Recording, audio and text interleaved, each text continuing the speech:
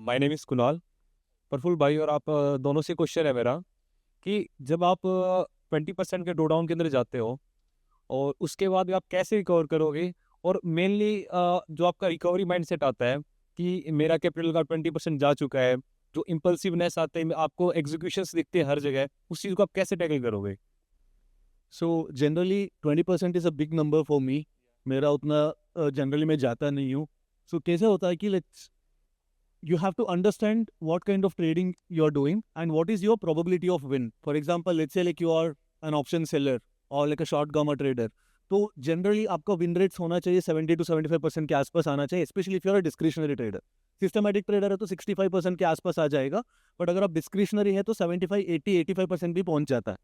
So the first big loss, let's say आपका दिन का रिस्क है 1%, तो किसी दिन मेरा 0.6, 0.7% चला गया। इसका मतलब है एट वन पॉइंट उस दिन में मेरा 0.8, 0.9% भी मतलब मार्क टू मार्केट डिप होके आया रहेगा। So that is my first Q कि इधर तीन चीजें हो सकती है। इधर I am not in sync with the markets, और the markets are not conducive to kind of trading that I do, or the combination of both. In all the three cases, you're better off reducing your size the exact next day. तो generally क्या करते हैं लोग, उल्टा सोचते हैं, हाँ कल मेरा लॉस हुआ है तो मैं अगले दिन अग्रेसिव जाके उसको रिकवर करूंगा। मेरा ऐसे नहीं रहता है। जैसे जैसे लॉस बढ़ता जाएगा वैसे वैसे मेरा पोजीशन साइजिंग कम होती जाएगी, because something is not right.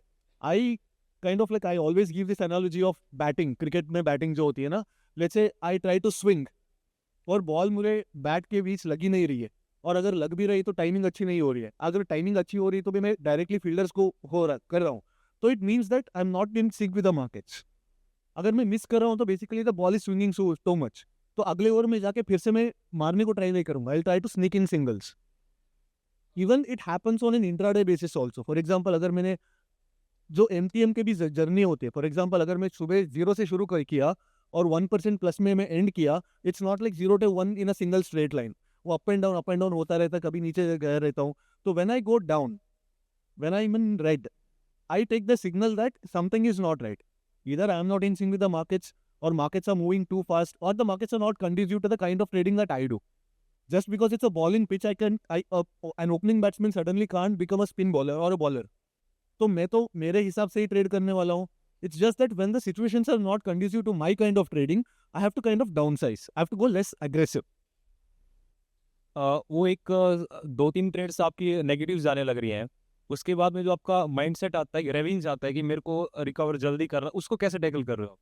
नहीं, वो रिवेंज रिवेंज कब आता है पता है? When you have taken losses more than you have planned. वो रिवेंज तभी आता है कि व्हेन तुम्हारे प्लान के बाहर चला जाता है चीज। तो जनरली वो प्लान भी होता है ना, लेट्स से तुम्हारा जीरो इधर है, तुम्हारा प्लान लॉस इधर है, तो वो डायरेक्टली से जंप नहीं मारेगा, धीरे धीरे धीरे करके आपका प्लान लॉस तक जाएगा। अगर आप जब प्लान लॉस के आसपास खड़े हो एंड वहां पे आप बीट बन जाते हो, देन एक मूव सडनली आपका प्लान लॉस से डबल आपको दे देगा।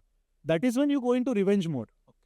Revenge mode is not the revenge against the markets, the revenge is actually against your own discipline.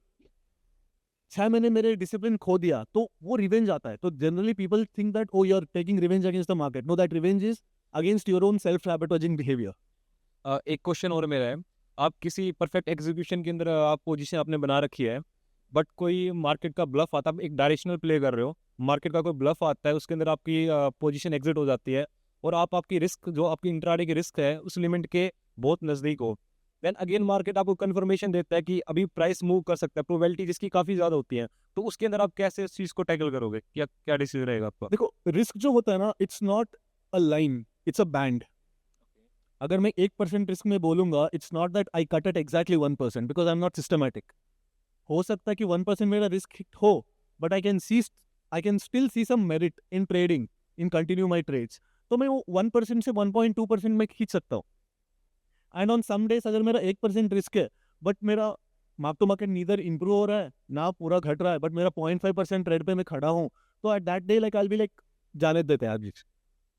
और भाई आपसे एक चीज़ और पूछना है, जैसे आपने 20 लाख से काफ़ी अच्छा कंपाउंड किया है जो 2 3 4 5 CR तक, मेनली आपने किसी से फोकस किया और किस चीज़ के अंदर आपने इंप्रूवमेंट की जब आपका एग्रेसिव कंपाउंडिंग आपकी आई? So I'll be blunt about this. First thing is, never pull out money from your trading accounts either for your lifestyle or for even for paying tax. Have some other sources of income. जो लोग बोलते हैं कि आप सिर्फ trading से मैंने 5 लाख से शुरू किया एंड वहाँ से मैंने 50 करोड़ बनाया, that's all, it's possible. I am not saying it's impossible, but it's improbable. Probability काफ़ी कम है उस चीज़ की. So make sure that your day-to-day life doesn't get affected by what happens within your trading account. So as Aditya was also saying, that money should just be a number in your trading account. It should not have so much of significance. It's like a scoreboard में जो score बन रहा है आपका वो है. अगर आप आज डकआउट भी होंगे तो it should not have any impact on your day-to-day life.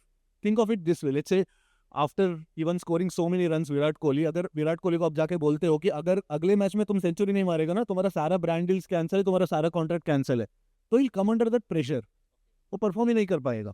So most of the people when they are trading, they want to compound their trading account also, they want to fund their lifestyle also. उनका जो monthly bills भी trading account से ही भरना है. That kind of add so much of pressure that money starts to have so much of power over your life. जब आप ये समझना शुरू करते हो कि भाई ये जो नंबर है मेरे ट्रेडिंग अकाउंट में, इट्स जस्ट अ नंबर, ना इससे मेरे कोई लाइफस्टाइल इंप्रूव होती है या इसमें 5% घटने से मेरे को कोई प्रॉब्लम भी नहीं होती psychologically, then that money loses that power over you. Then you can do proper trading in the zone.